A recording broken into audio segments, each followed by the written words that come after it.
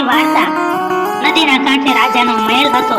મહેલમાં ઝરૂખામાં બેઠેલી રાણી નદી કાંઠે વ્રત કરતી સ્ત્રીઓને જોઈ અને દાસીને કહે છે, જા દાસી, તે સારા વ્રત કરે છે, તે જાણી લાવ।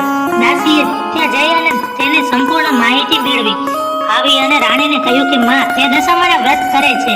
ત્યારે રાણીએ આ દશામાનું વ્રત લેવા વિચાર્યું। જ્યારે રાણી રાજાને કહેવા લાગી ત્યારે રાજા તેને વ્રત કરવાની ના પાડે છે અને દશામાનું અપમાન કર્યું। આથી દશામા કોપાયમાન થાય છે અને જ્યારે રાત્રે રાજાને સ્વપ્નમાં આવી કે જા, સવારે તારી ભિખારી જેવી હાલત થશે। સવાર પડતા જ બીજો રાજા તે રાજ પર ચડાઈ કરે છે।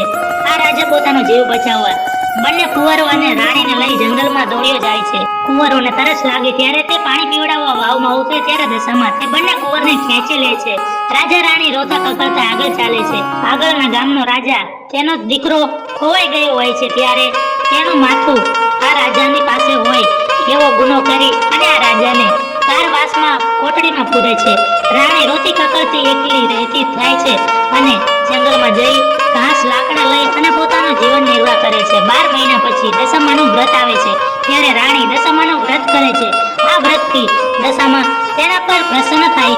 રાણીને તેનો પતિ પાછો મળે છે અને બંને કુંવરો પણ જંગલમાં જ્યાં જાય છે ત્યાં દશામા ડોશીમાનું રૂપ લઈ અને બંને કુંવરોને તેમની સાથે સોંપે છે અને રાજાને પોતાનું રાજ પાછું મળે છે અને ફરીથી રાજા પોતે રાજાનું જીવન જીવવા લાગે છે।